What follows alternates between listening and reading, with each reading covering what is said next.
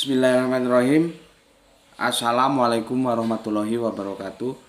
Asyhadu an la ilaha illallah, asyhadu anna Muhammad Rasulullah. Allahumma sholli ala sayyidina Muhammad wa ala ali sayyidina Muhammad. Kama sholaita ala sayyidina Ibrahim wa ala ali sayyidina Ibrahim fil alamina innaka Hamidum Majid.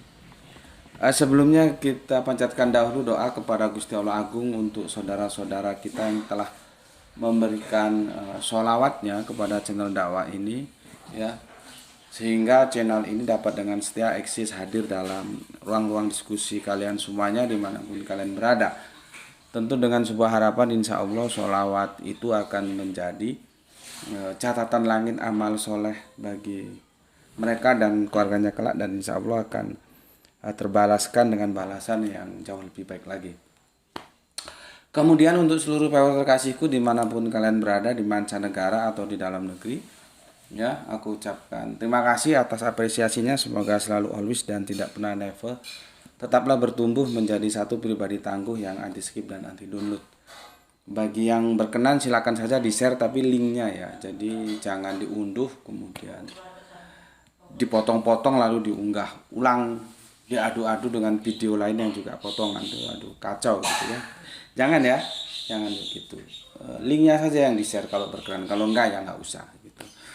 Kemudian semuanya aku nggak bisa sebutkan satu persatu dari kalian. Aku ucapkan terima kasih atas doa baiknya untukku dan keluarga, dan semoga kebaikan doa itu juga tercurahkan untuk kalian semuanya yang mendoakan. Sebagai sesama saudara kita saling mendoakan dalam kebaikan, dan insya Allah doa kita bagian dari sekian banyak doa yang dikabulkan oleh Gusti Allah Agung. Amin amin ya rabbal alamin.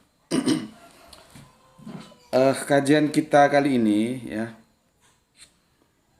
ini sebuah review aja ya, sebuah review aja dari apa yang kemarin terjadi ya. Kalau kalian orang-orang virtual tentunya tahu terjadi perdebatan ya, atau diskusi antara Islam dan Kristen yang itu mendiskusikan tentang Yesaya 53 ya. Yesaya 53 itu sebetulnya nubuah. Jadi ini nubuah sebetulnya. Itu ditujukan kepada siapa? Yesaya 53 itu ya. Dan kalian tentu sudah lihat diskusi itu antara pihak Islam dan Kristen ya. Diskusinya kan sudah terjadi kemarin ya di Surabaya itu. Dan keempat-empatnya aku kenal dan kami pernah bertemu, bukan hanya bertemu di virtual tapi bertemu di dunia nyata. Baik pihak Kristen ya, dua-duanya saya kenal baik, dan lebih-lebih yang pihak Islam tentunya saya kenal baik mereka. Jadi saya kenal semuanya ya. Saya kenal semuanya, dan mereka telah diskusi dengan seperti apa hasil yang sudah kita bisa saksikan. Ada via YouTube, ada via TikTok ya. Nah, aku akan mereview bagian yang nggak seluruhnya sih ya. Ada cuplikan bagian yang itu di apa ya, di-upload ya, diunggah dan di apa namanya ya, supaya terkenal itu apa sih istilahnya itu ya. Diviralkan kira-kira gitu. Maklumlah ini gaptek jadi kurang gaul ya, nggak ngerti. Diviralkan gitu ya. Dan yang memviralkan itu saudara-saudara Kristen kita ya, khususnya dari apa yang aku dapatkan saat ini ya. Maka tajuk kali ini aku kasih tajuk ya, sama-sama Umi ya. Sama-sama Umi.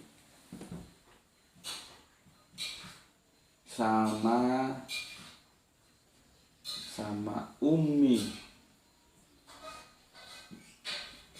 ya, di Targum Yonatan, di Targum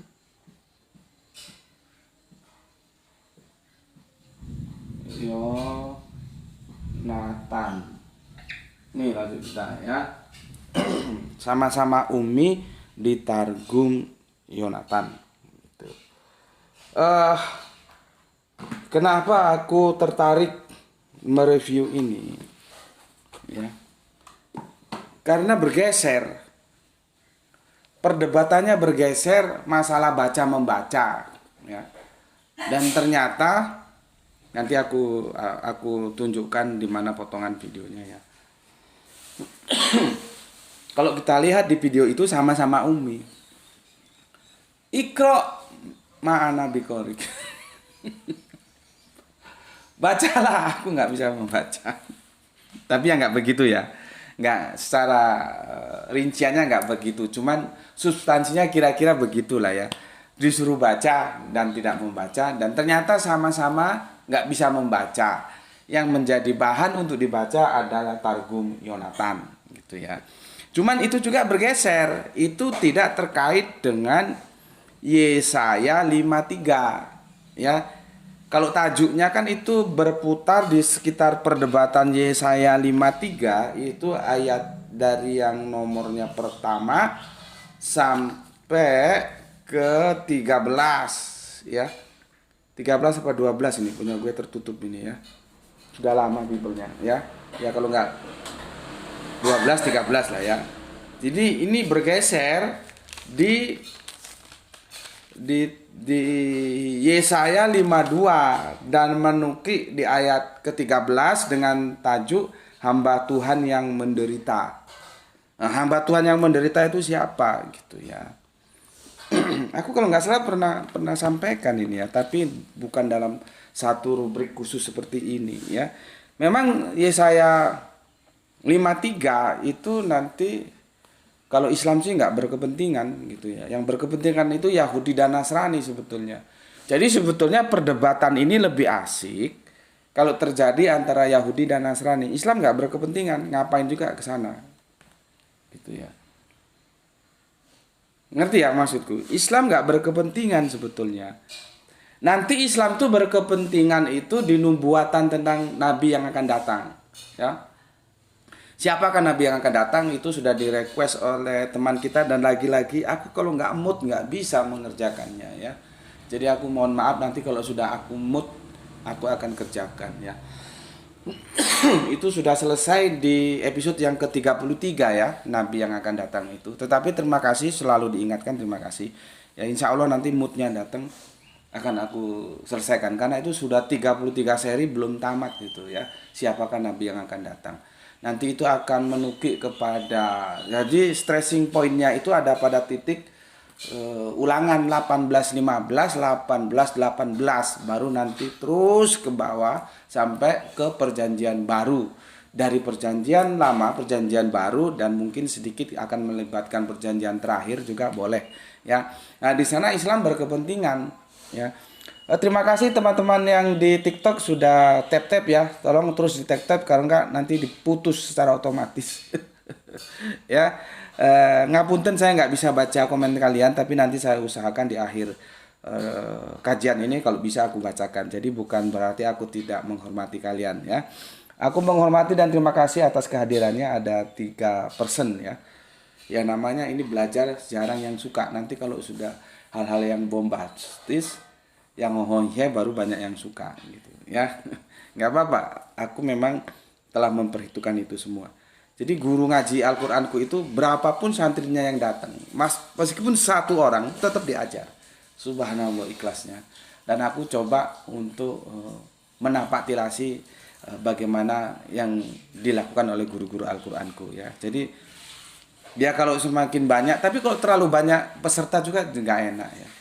Aku kalau ngisi kajian tuh kalau di kampus-kampus itu aku minta maksimal 25 lah.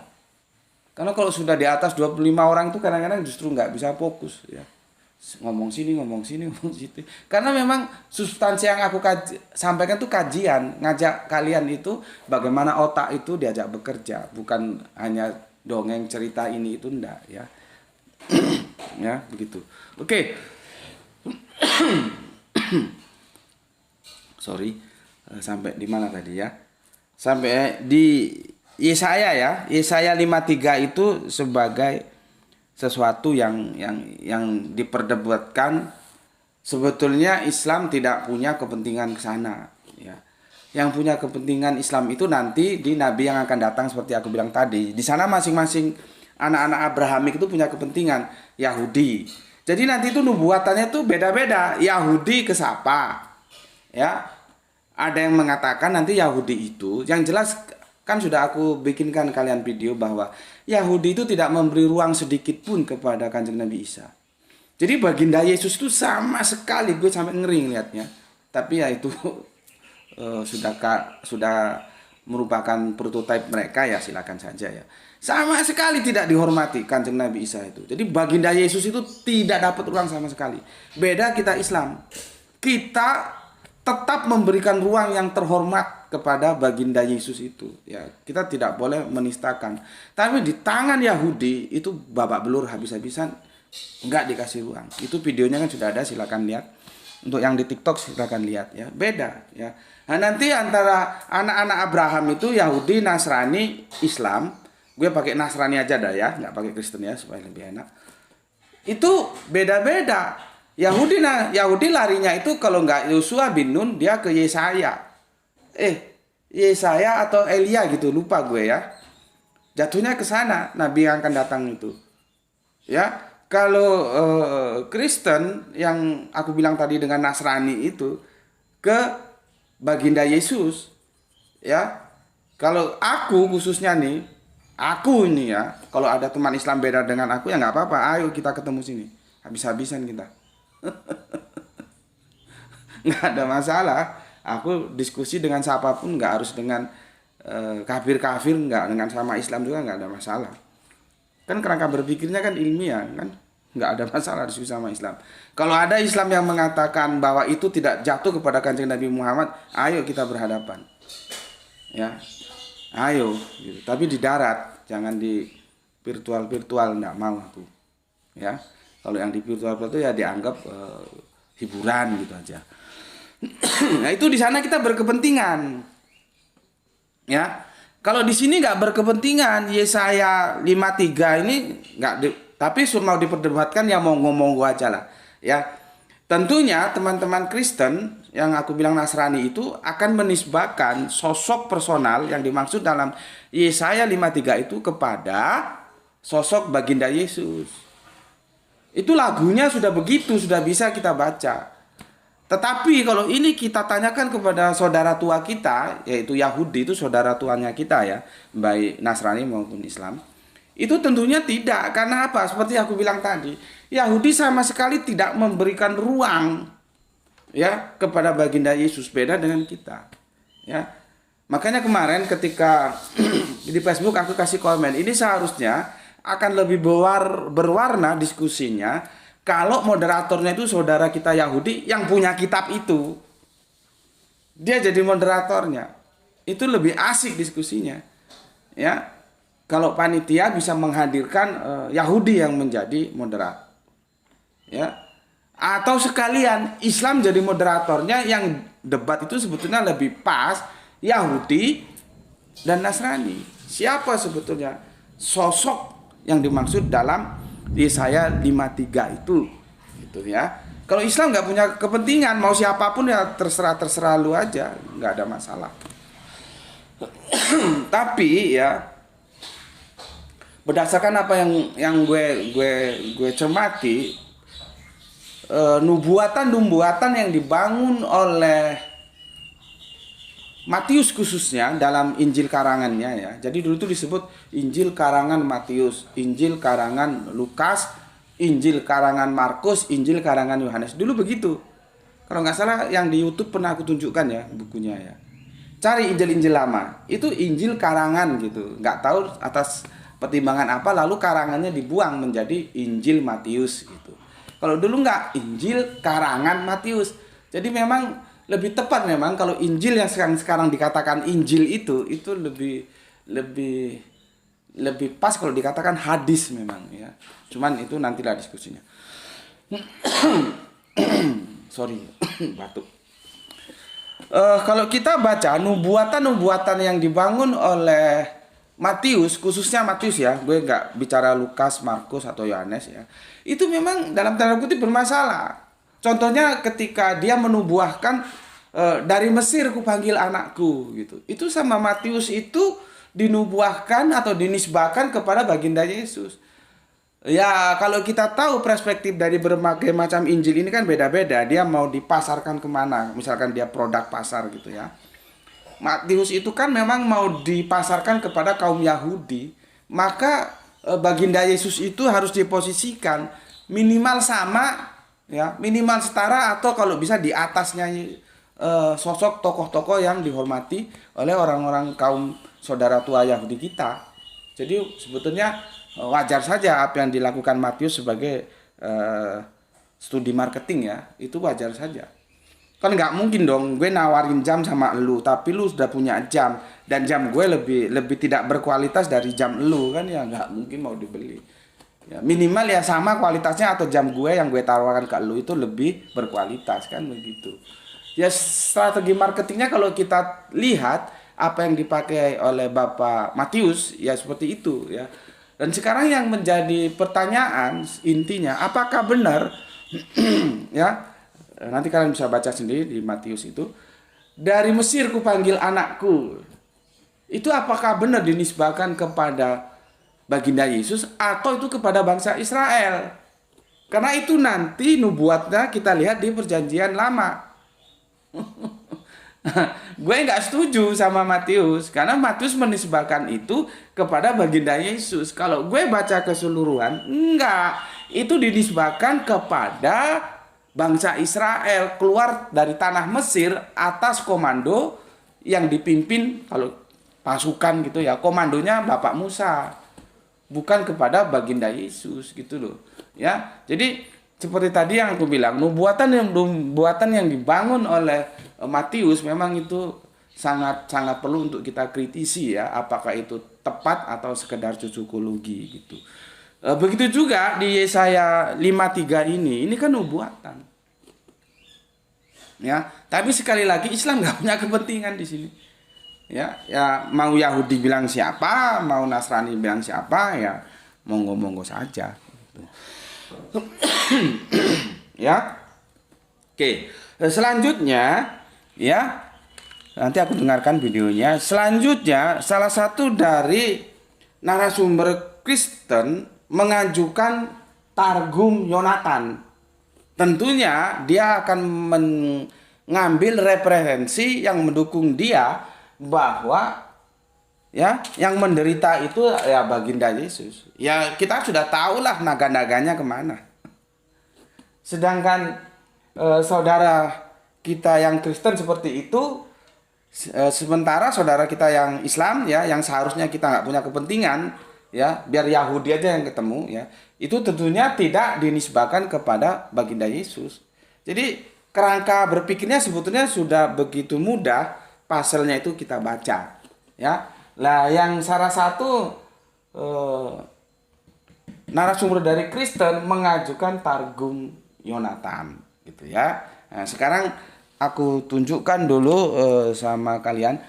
Tolong di tap-tap ya yang di TikTok supaya tidak di-cut ya. Aku tidak bisa baca komentar kalian, mohon dimaklumi, tapi aku ucapkan terima kasih ada 11 peserta dalam kajian senja ini ya. Oke, aku tunjukkan suaranya saja ya. Nanti bisa kalian cari sumber aslinya dah. Di sini nih ya, Targum Yonatan ya, yang dari abad kedua. Saya mau kasih tunjuk dulu ya. Permisi.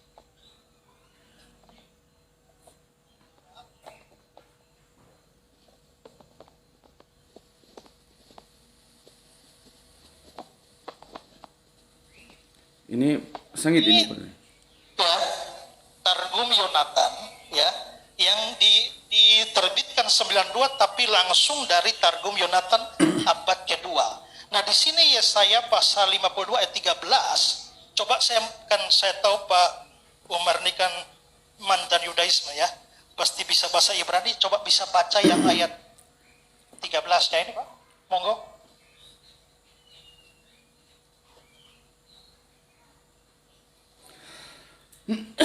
Yang ayat 13 ya Pak.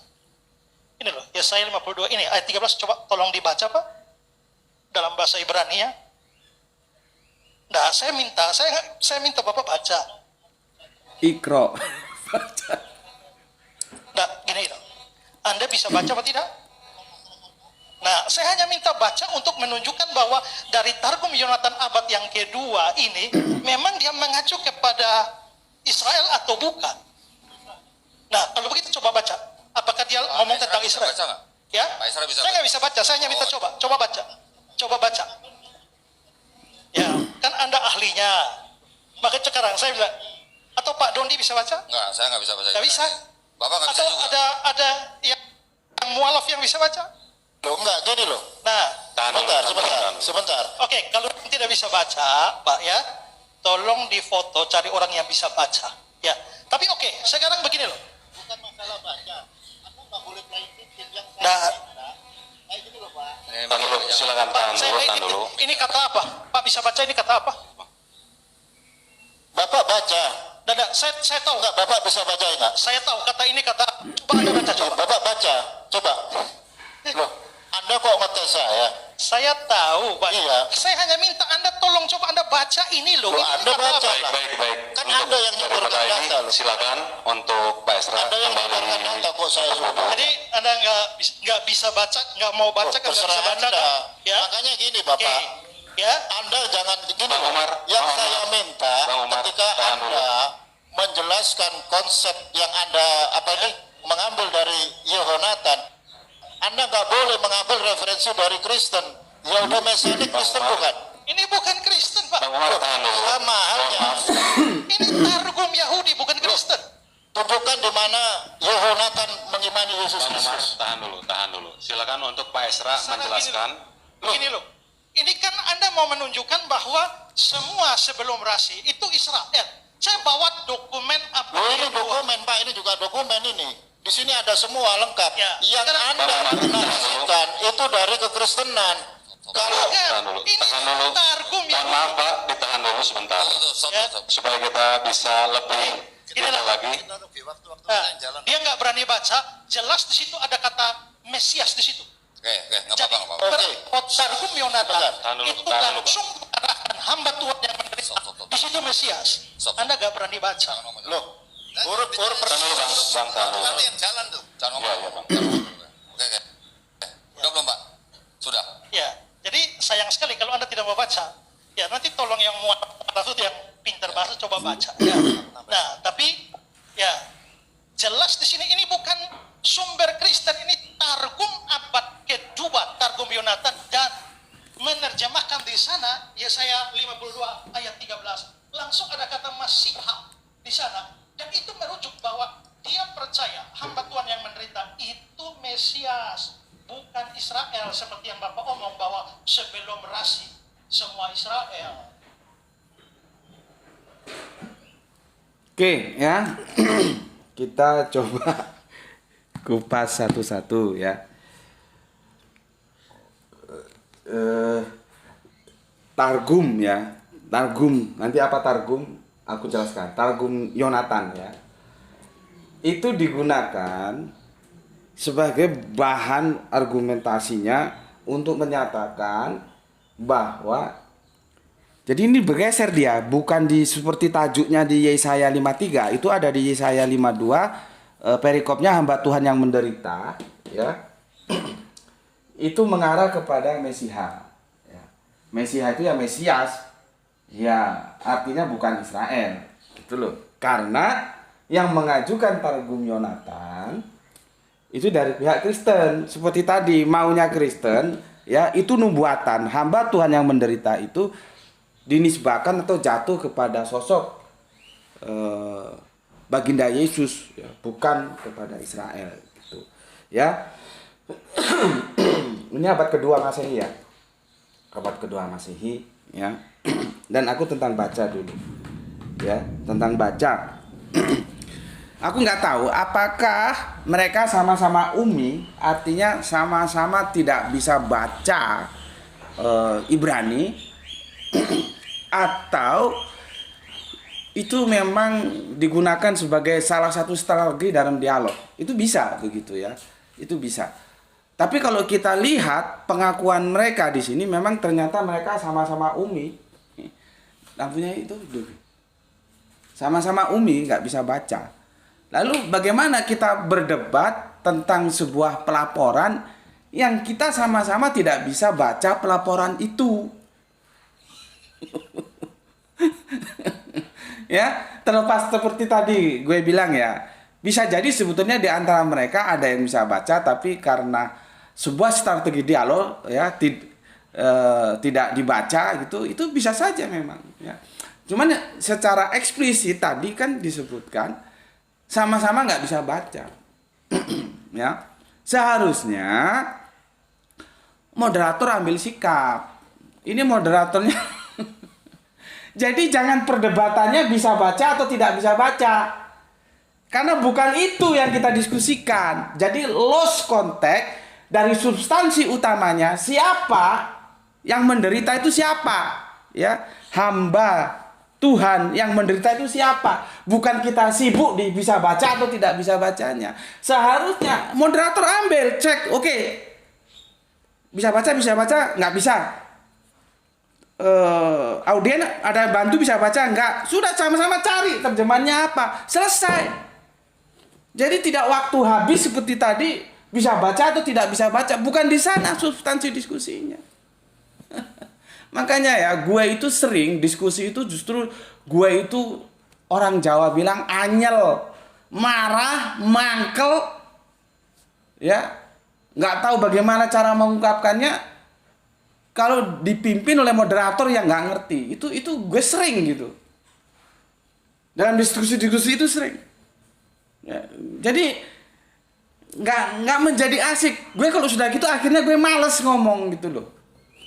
Makanya dalam sebuah diskusi, ya, posisi moderator itu sangat menentukan.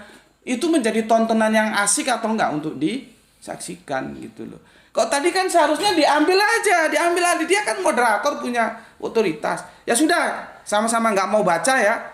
Dan sama-sama ngaku nggak bisa baca, sama-sama Umi, ya kacau juga. Sudah, tawarkan kepada audiens siapa bisa baca. Nggak ada yang bisa baca, kita lihat. Cari di Google. Jadi selesai. Terus siapa? Nah, berdasarkan pengakuan si Kristen tadi, ya itu merujuk kepada Masiha. Masiha itu Mesias. Yaitu ya Yesus, ya memang mau dia ke sana, bukan Israel. Gitu loh. Ya, seharusnya jangan buang-buang waktu seperti itu. Makanya gue itu kalau mau diskusi itu pertama yang gue tanya, gue mau diketemukan dengan siapa? Moderatornya siapa? Karena moderator itu bagi gue pribadi sangat menentukan. Gue bisa saja nggak ngomong karena mangkel, karena apa ya, bahasa Indonesianya apa, mau angkel gitu loh. Ini moderatornya ngerti nggak sih gitu loh. Jadi gue malas, mending gue diem aja wis gitu. Gue dalam suasana itu gue sering ngalami gitu ya. Jadi moderator tuh seharusnya tangkas. Makanya gue bilang di komen, kalau moderatornya Yahudi lebih asik. Nah, kalau Yahudi kan enak, dia bacakan. Yahudi yang bisa baca. Oh, ini artinya begini loh. Gitu ya. Jadi jangan sibuk di Umi, ternyata sama-sama Umi kan gitu ya. Oke, sekarang aku jelaskan dulu apa itu targum ya. Jangan kita ngomong targum tapi nggak ngerti targum itu apa ya. Kalau Yonatan itu jelas nama orang ya, Yonatan ya.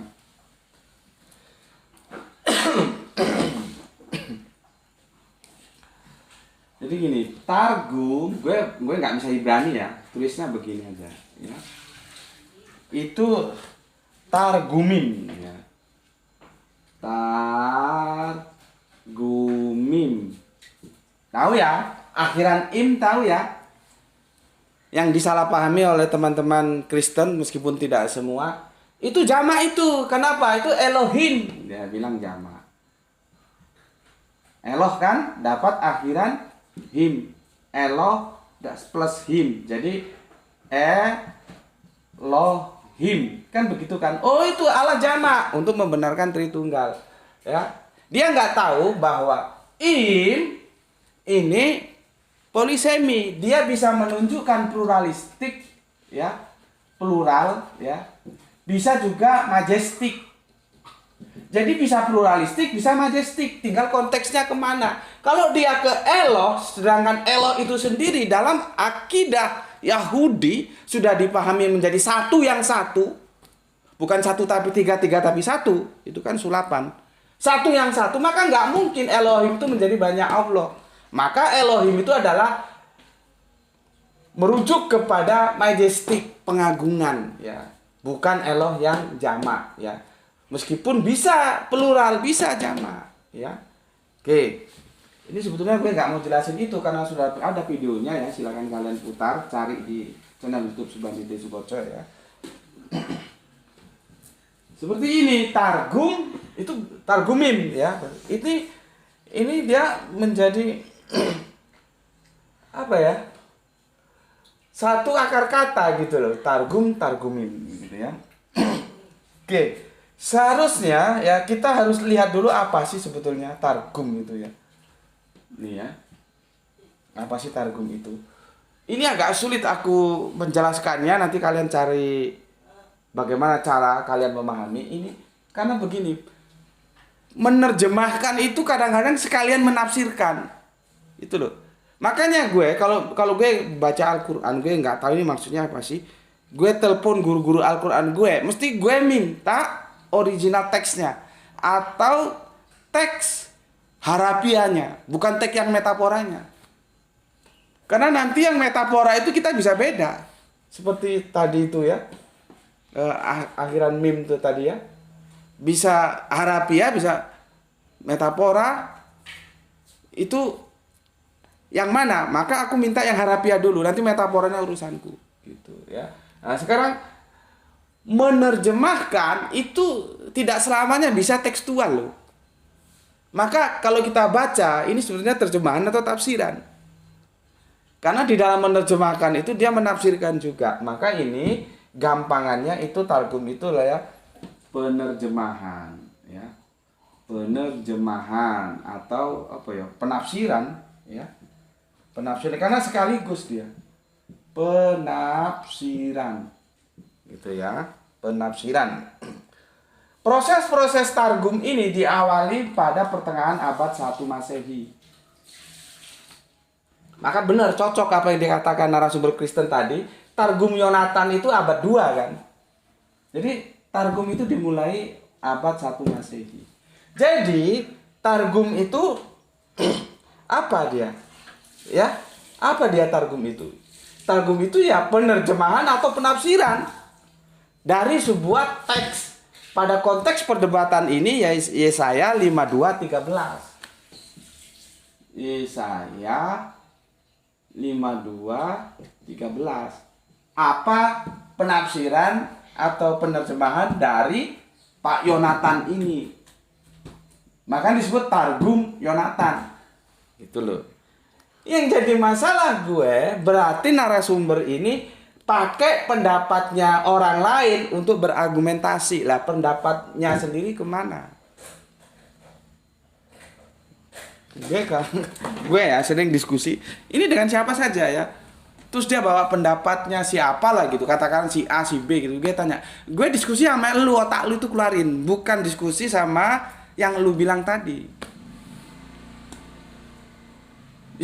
Kalau lu mengutip si A, mending si A hadirkan di sini diskusi sama gue. Gitu. Yang gue mau otak lu itu bicara gimana. Nanti kalau ada baik gue ikuti, kalau enggak ya gue tinggal. Bukan otaknya orang lain, lu gunakan untuk argumentasi lu untuk berhadapan dengan gue. Ya tapi kerangka berpikir begini kan tuh jarang yang yang seperti kita. Kita kan out of the box ya. Islam rasional itu dia berani melanggar rambu-rambu yang mainstream. Seperti ini, gue nggak terima itu tafsiran dari Jalalain tentang besi itu. Besi diciptakan, enggak, orang teksnya diturunkan kok diciptakan. Jalalain itu dua jalal, ain itu dua jalal. Namanya sama-sama jalal. Bikin tafsiran Al-Qur'an, maka tafsir Jalalain. Ya. Itu kalau di pondok pesantren, kalau kita sudah pegang tafsir Jalalain itu sudah kelasnya sudah diakui gitu. Tapi gue sendiri tidak menerima semua Meskipun gue tidak menerima semua tafsiran dari jalan lain. Karena apa? Tafsir itu relatif. Penjelasan relatif. Itu loh ya. Gue nggak setuju kalau besi itu diciptakan. Di surat apa itu ya? Ada itu. Jadi ya tapi gue bisa maklumi karena Al-Quran ini kan subhanallah. Dia berbicara tentang masa lalu, masa kini, dan masa yang akan datang. Dia bercerita tentang saintis. Nah, akhirnya kita bisa memaklumi kenapa Pak Jalalain itu salah menafsirkan besi. Karena dia bukan saintis. Nah, setelah era keterbukaan ilmu pengetahuan, besi itu kan dari planet lain yang jatuh ke bumi. Meteor yang jatuh, pecahan meteor yang jatuh ke bumi. Nah, jadi benar kata Al-Quran, diturunkan. Bukan diciptakan. Ya memang sih semua itu ya diciptakan Allah gitu loh. Tapi dalam konteks itu seharusnya diturunkan. Ya mungkin Pak Jalalain berpikir ya, besi diturunkan dari atas gimana nimpa kepala orang. Jadi bisa kita maklumi kalau Pak Jalalain menafsirkan begitu. Tetapi khususnya gue, tafsiran itu salah. Sebenarnya menurut gue itu salah. Ya, nggak apa-apa. Tafsiran itu relatif, terjemahan itu relatif. Ya, terjemahan kitab suci bukan kitab suci. Jadi targum itu relatif. You bisa setuju dengan Yonatan, you bisa tidak setuju dengan Yonatan. Makanya tadi gue bilang ya, seharusnya narasumber Kristen itu menunjukkan kerangka berpikir yang ada dalam otak kesadaran dia itu tertuju kepada siapa, bukan menukil pendapatnya Targum Yonatan. Berarti kan dia berpikir atas dasar otaknya Targum Yonatan untuk memahami Yesaya 52:13. Sayangnya lagi ramenya itu masalah baca, bisa nggak baca? Padahal kan itu diskusinya bukan lomba baca. Ini yang dengar kajian ini ya, supaya menjadi ya katakanlah menambah wawasan untuk EO yang mengadakan perdebatan ya, supaya tahu fungsi moderator itu penting. Jangan sembarang orang kalian jadikan moderator, kacau diskusinya. Makanya kalau kalian nggak tahu kan, Gus Peti itu sulit diajak diskusi, ini nggak mau, itu nggak mau, ini nggak mau. Ya gue kan lihat, untuk apa kalau gue nggak ngeh? Gue mesti tanya, lawan diskusi gue siapa, moderatornya siapa. Jangan sampai gue nggak enak hati di tengah jalan, bisa gue bikin berantakan semua itu. Gitu loh ya. Nah ini masukan untuk kalian semuanya yang sebagai EO diskusi-diskusi. Pemilihan moderator itu perlu dia menguasai nggak permasalahan itu. Kan nggak mungkin diskusi tentang metalurgi moderatornya alumni Pisipol, nggak mungkin. Gitu loh. Kalau diskusinya tentang metalurgi ya moderator itu paling tidak alumninya itu jurusan, ketika dia kuliah dulu ya jurusan metal.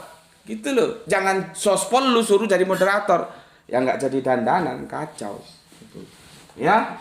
Oke. Ini tadi targum itu ya. Jadi itu ya penerjemahan, tapi dalam penerjemahan itu biasanya juga ditafsirkan oleh si Yonatan ini. Nanti Yonatan ini siapa? Dia rabi. Gitu loh, rabi gitu ya. Dan awal targum itu lahir sekitar pertengahan 1 Masehi. Sedangkan Yonatan ini 2 Masehi, berarti sekitar abad pertengahan 1 Masehi lah ya. Sudah selesai, 1 Masehinya selesai, masuk ke 2 Masehi gitu ya. Oke, itu tentang targum. Jadi sekali lagi, nanti ada lagi Talmud. Talmud ini kalau gue baca-baca itu risalah dia. Risalah. Gue pernah waktu itu ada kajian di Makassar tuh ditanya, dan gue tahu sebetulnya dia nggak nanya, gue tahu dia ngetes. Tapi ya nggak apa-apa. Jadi mimik wajah itu kita bisa baca, dia tanya apa ngetes kita. Dan dia cukup alumni apa ya, cukup berpendidikan lah ya, orang kampus dia. Dia tanya tentang Talmud gitu ya. Ya gue jawab, Talmud itu merupakan tafsiran juga dari Torah itu. Akhirnya dia senyum-senyum. Tapi setelah gue cari data lain, Talmud itu risalah. Risalah, Rasulullah. Risalah. Apakah itu satu jadar atau enggak? Nanti kita pelajari ya. Risalah itu catatan seperti misalkan wakil kita ya DPR, MPR itu bersidang ya. Sekarang MPR ada nggak sih? Gue nggak tahu juga. Lama nggak ngikuti, bosen. Lama nggak ngikuti perpolitikan, jenuh. Ya lu lagi males juga. Paling ya begitu itu ya. Cuman kalau memang urgen sekali ya kita komentari. Kalau nggak sudahlah biarin. Bosen. Lu lagi gitu-gitu aja ya. Nggak tahu sekarang MPR tuh masih ada nggak? Gue sampai nggak tahu ya. Sudah kita pakai DPR aja ya. DPR sidang misalkan tentang apa ya? Tentang ekonomi misalkan ya. Bagaimana laju inflasi periode pemerintahan Presiden Tulijo katakanlah begitu ya. Nah, mereka kan mengapa namanya itu ya? Mereview gitu loh ya. Apa naik atau turun laju inflasinya itu. Nah, nanti dari sidang-sidang itu dicatat. Nah, catatan itu namanya risalah. Gitu loh. Disebut risalah. Ya gue sih belum pernah jadi DPR. Gue kan tanya sama teman-teman di DPR sana. Itu risalah ya. Nah, Talmud itu risalah. Maka kalau gue lihat di sini, Talmud itu terjadi dua pihak karena ini diskusi. Sementara kalau Targum ini satu pihak, Yonatan doang. Ini tidak melalui diskusi. Ya, sementara itu yang gue bisa jelaskan. Kalau ada salah, monggo sama-sama dikoreksi. Jadi Targum Yonatan itu Yonatan baca Yesaya 52:13, dia terjemahkan atau dia tafsirkan. Kenapa diterjemahkan ditafsirkan nanti gue jelasin. Ya, jadi tidak melebatkan orang lain. Tapi kalau Talmud itu risalah antar rabi gitu loh. Menafsirkan ini kerja bareng lah mereka. Disebut Talmud sepertinya itu. Jadi dia risalah. Tapi sama-sama aja dia penafsiran, penjelasan. Anda setuju monggo, nggak setuju monggo, gitu ya. Oke, sudah ya.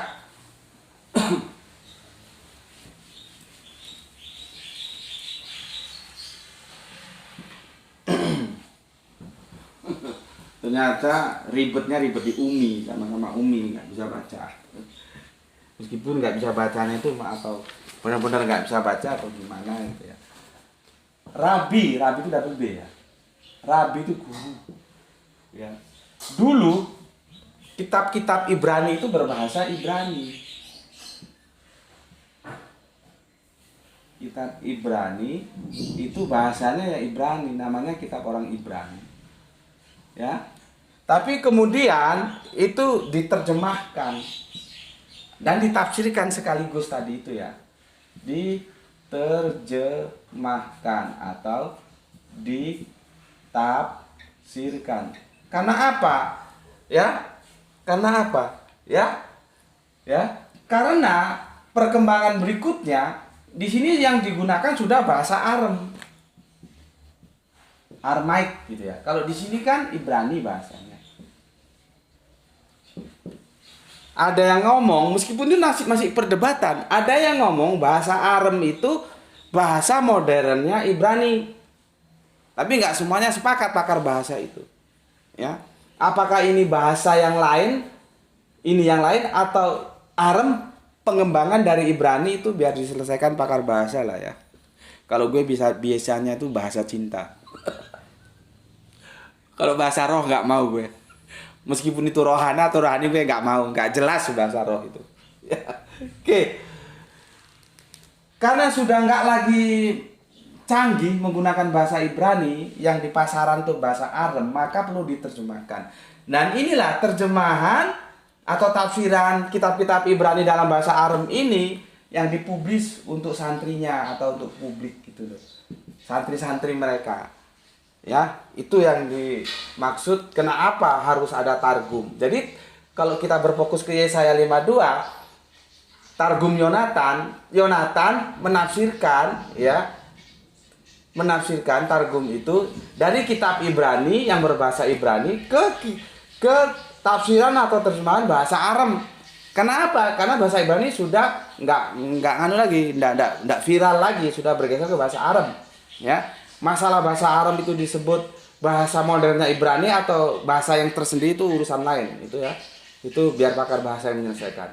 Nah, kemudian itu disampaikan ke publish. Kalau di sini prosesnya guru ya ke murid atau ke santrinya. gitu ya. Oke. Tuh sekarang, dan ini dimulai abad ke-1 sudah ya, 1 Masehi ya. Sekarang kita lihat materialnya ya, tentang Yesaya 52:13. Ya. Yang diperdebatkan tuh gimana sih?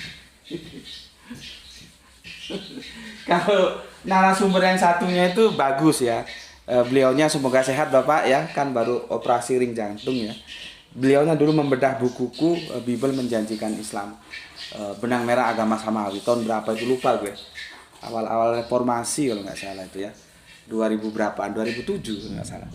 Udah lama ya. Kalau beliaunya Bapak itu kan dia diam, dia tahu posisi karena dia nggak menguasai bahasa. Itu bagus karena ini nanti ke bahasa.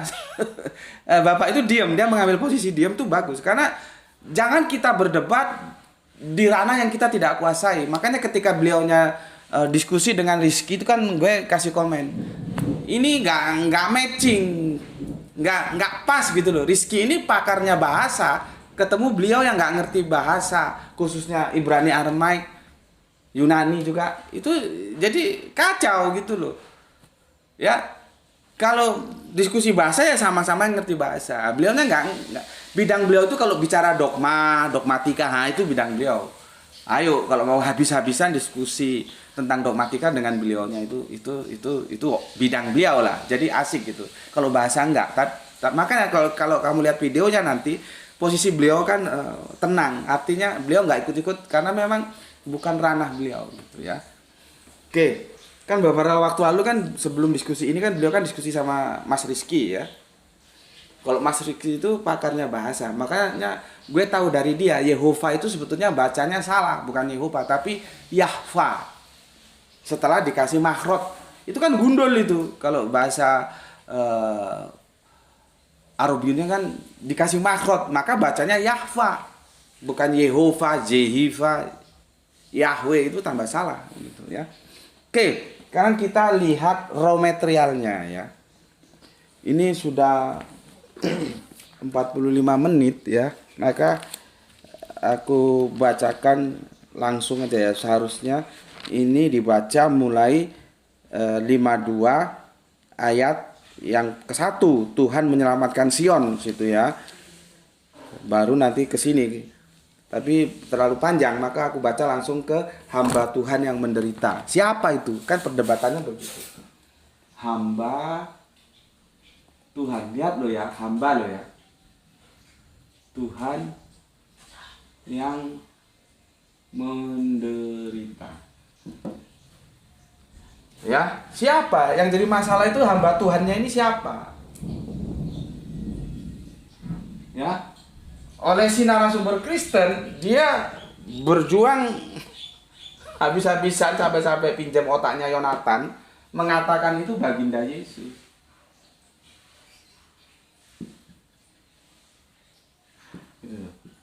Ya, hamba Tuhan ini. Ini bagi dia bermasalah loh sebetulnya. Kecuali bagi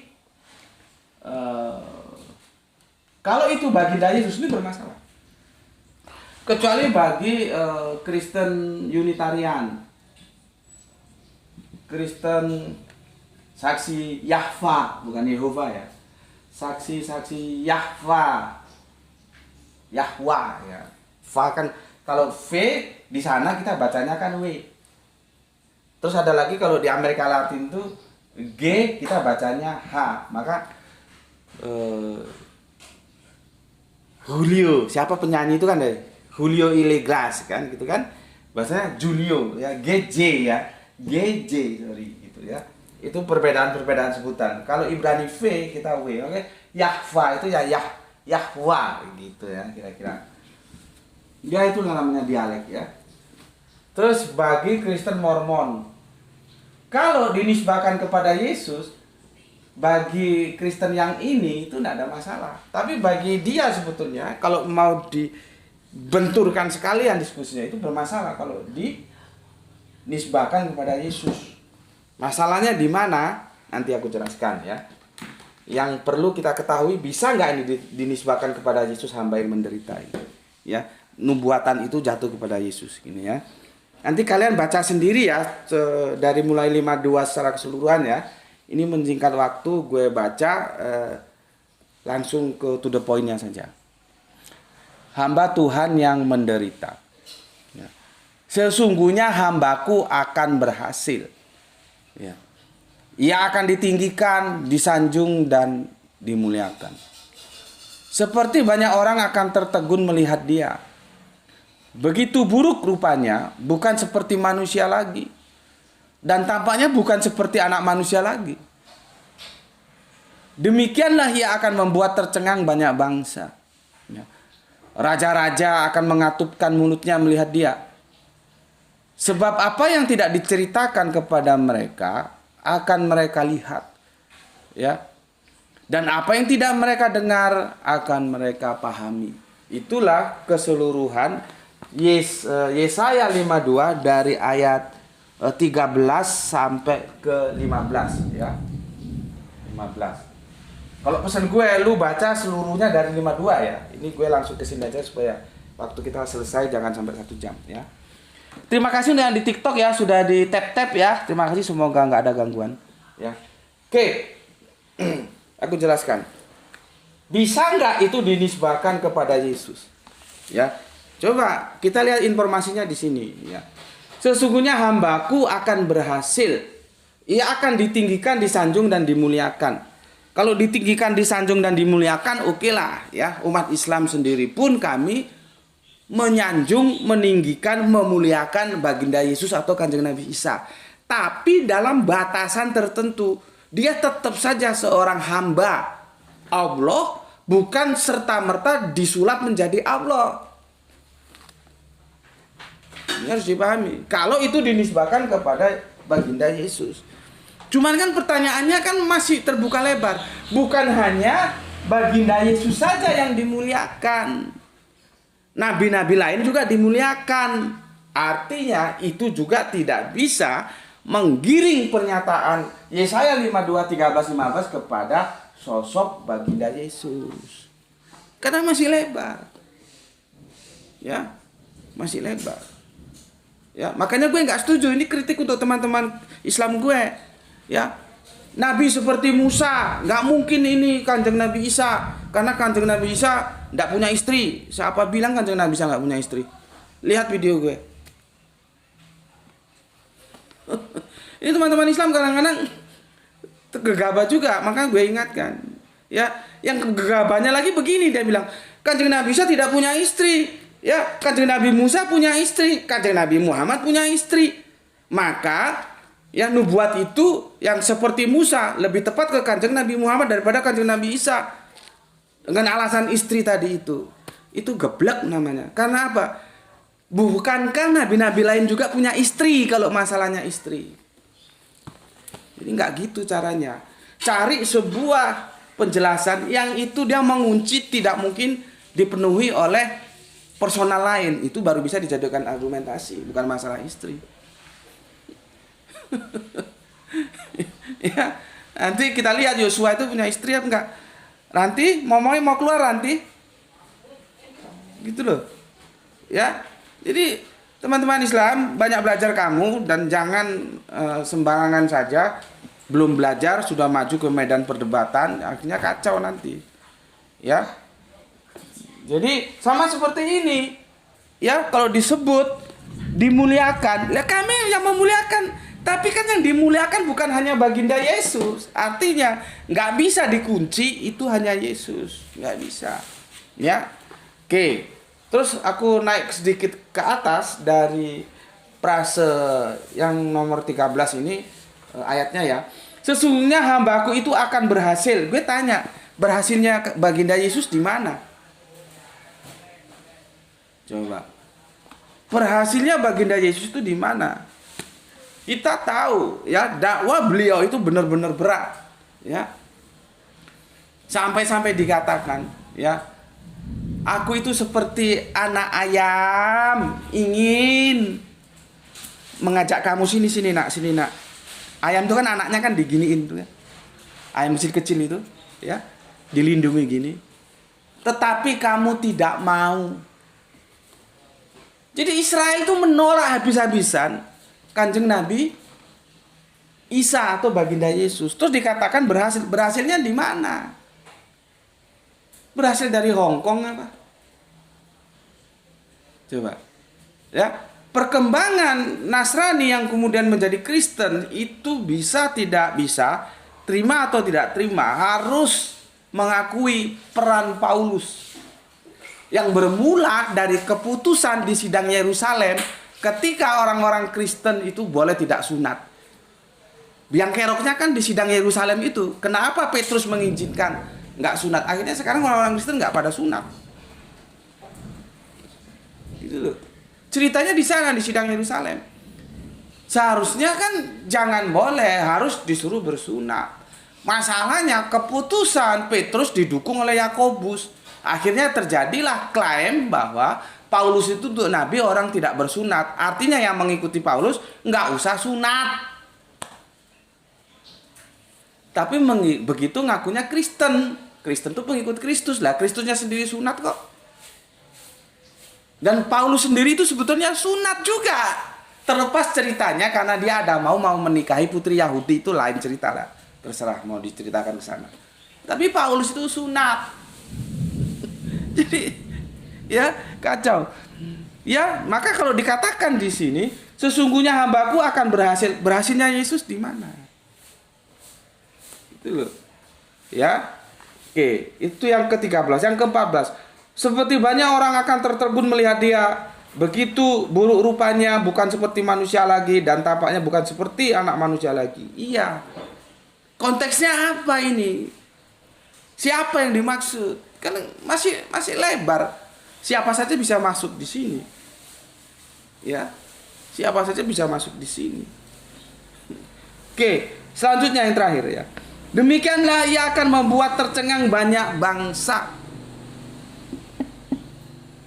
Kan Kanjeng Nabi Isa kan, atau baginda Yesus kalau kita ngikuti kerangka berpikir perjanjian baru, bukan perjanjian terakhir loh ya. Kan kita tahu akhirnya seperti itu.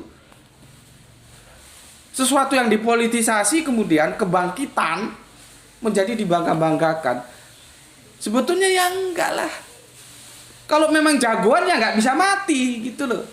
Ini kebangkitan dibangga-banggakan, padahal bangkit itu menunjukkan dia pernah mati. Seharusnya ya harus tangguh, nggak bisa mati. Begitu. Jadi kalau gue bilang di suratnya si Paulus kan disebutkan, kalau dia tidak dibangkitkan, maka sia-sialah keimananmu. Dan ini teman-teman Kristen harusnya paham. Dibangkitkan, bukan bangkit sendiri. Itu ya. Dan akhirnya kan tragis seperti itu. Karena apa? Seperti tadi ya gue bilang, Yahudi ini keras kepala. Dia tidak memberi ruang sama sekali kepada baginda Yesus. Beda dengan Islam, masih memberi ruang. Gitu loh ya. Demikianlah dia akan membuat tercengang banyak bangsa. Nggak tahu gue bangsa yang mana ya. Raja-raja akan mengatupkan mulutnya melihat dia. Sebab apa yang itu udah gue jelaskan ya, nggak tahu gue raja yang mana yang dimaksud ini ya. Kemudian sebab apa yang tidak diceritakan kepada mereka akan mereka lihat. Apa itu yang tidak diceritakan akan mereka lihat itu apa? Kan ini masih serba terbuka nubuatannya. Belum lagi ya, dan apa yang tidak mereka dengar akan mereka pahami. Iya, apa itu? Objeknya apa yang tidak mereka dengar, tidak mereka apa tadi? Tidak mereka dengar ya, dan tidak mereka lihat, itu apa? Itu loh. Jadi sekali lagi ya, di sini tidak bisa kalau dinisbahkan kepada baginda Yesus, nggak memenuhi gitu loh, nggak memenuhi. Ya, kalaupun mau menukil sebagai bahan argumentasinya pendapat si Yonatan bahwa itu menuju kepada Masia, yang itu Mesias. Itu sekali lagi tafsir. Tafsir orang bisa setuju, bisa tidak, bisa menerima, bisa menolak. Silakan saja mau memegang Targum Yonatan. Tapi gue bilang, yang diskusi itu lu atau Yonatan? Jadi pakai otak orang, ya, diskusi kepada orang lain yang dia gunakan otak orang, nah, otaknya sendiri kemana? Seharusnya kan dia merangkai sendiri argumentasinya, yang itu argumentatif tidak bisa dipatahkan, baru mengatakan itu baginda Yesus. Tapi bukan tidak menyodor, bukan dengan cara menyodorkan targum gitu ya. Oke. Selesai ya. Jadi di sana nanti kalau kurang lengkap silakan dibaca. Sekarang ini masalahnya di sini ya. Masalahnya ya, hamba Tuhan. Di sini jelas-jelas hamba. Ini bermasalah bagi Tritunggal. Kalau bagi Oneness ini bermasalah enggak? Sama saja. Untuk Kristen Unitarian, untuk Kristen Saksi Yehova, untuk Kristen Mormon kagak ada masalah. Kalau ini dinisbahkan ke baginda Yesus, kalau ya, karena dia jatuhnya hamba. Jangan bermain silat lidah di sini. Ini hamba, bukan Tuhan. Masa Tuhan dinubuatkan? Ini hamba. Baca itu perikopnya. Kalau nggak terima, gugat itu LAI lewat lembaga hukum. Kan enak. Ini kan kitab-kitab kalian sendiri. Hamba Tuhan, dia hamba Tuhan, bukan Tuhan. Bukan Tuhan yang menderita. Tapi hamba Tuhan, hamba Tuhan. Lah, di dalam Tritunggal dan Oneness, Yesus itu sama-sama dideifikasikan, diapoteosiskan. Ini yang di TikTok nggak tahu, gue udah jelasin belum ya? Tanya sama teman-teman YouTube lah yang sudah ngaji di channel YouTube-nya Subanditi Sukoco ya. Gus Piti sudah jelaskan apa itu apoteosis. Jadi kalau kita sekolah ya, di kampus itu ada istilah apoteosis ya, atau deifikasi ya. Yesus itu mengalami apoteosis atau deifikasi di dalam Tritunggal dan Oneness. Yang mengajukan targum tadi gue tahu banget itu kelompok dari Kristen Tritunggal. Dia akan babak belur di sini karena di sini ya Yesus itu tidaklah menjadi hamba, tapi dia menjadi Allah, salah satu dari yang tiga. Jadi sudah nggak kan ya, bertentangan sudah. Di sini Allah, sini jelas hamba Tuhan, bukan Tuhan. Ya. Nanti ujung-ujungnya kalau ini kita kejar, larinya dia ke sesuatu yang sangat-sangat tidak rasional. Gue nggak tahu kalau ada orang percaya bahwa ini 100% handphone, 100% 100% handphone, 100% radio gitu ya. Nggak bisa. Di sini ini memang handphone, tapi di dalamnya ada radio, ada kamera, ada retek bengek. Nggak bisa dibilang 100%. Gue nggak tahu sekolahnya di mana, terus otaknya itu level berapa, kok bisa percaya ada 100% manusia, 100% Allah. Ini kan kita kadang-kadang jadi gue diskusi, kalau sama orang masih percaya Yesus itu 100% Allah, 100% manusia, gue jelas nggak selera. Artinya dia nggak bisa bermain persen-persenan. Otaknya perlu diberi nutrisi dulu ya. Matematika lah ya, matematika dasar. Karena yang 100% itu sudah menutup yang lain.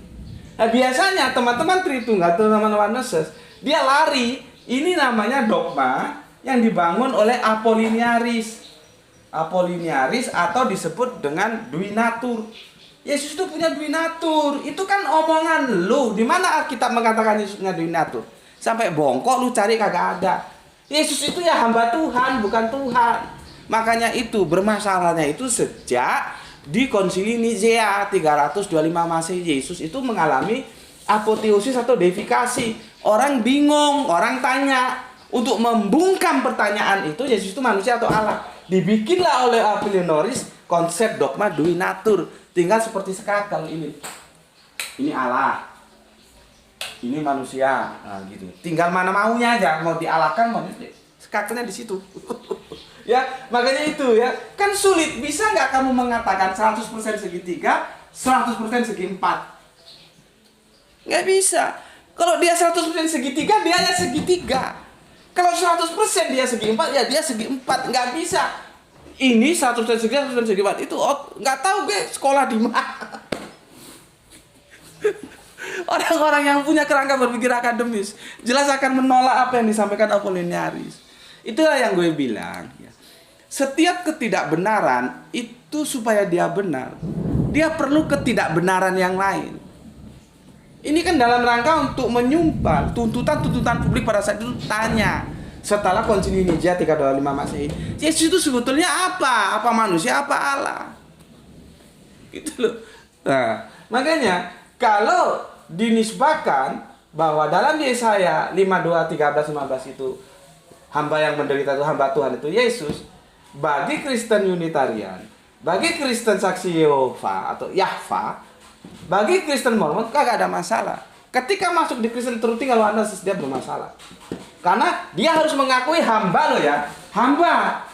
Jangan bermain lidah, mengubah kata, menyulap makna, make otaknya si Apollinaris. 100% Allah, 100% manusia. Pertanyaannya dia apa di sini? Hamba. Makanya mundur kena, maju kena. Tapi gue nggak tahu ya diskusinya sampai ke sini nggak pada saat itu, karena videonya cuma sepotong itu ya. Gue juga kalau misalkan kajian ini resensi atau review ini salah ya diluruskan aja. Karena videonya mestinya panjang itu. Gue hanya terima seperti itu ya. Sepotong itu, makanya gue membatasi di Yesaya 52 13 15-nya aja. Karena yang ada di situ gue tidak mengomentari yang lain, kan bisa jadi banyak ayat-ayat lain yang dihamparkan gitu ya. Maka saran gue untuk lebih lengkapnya coba cari sumber lain yang video lengkapnya seperti apa gitu ya.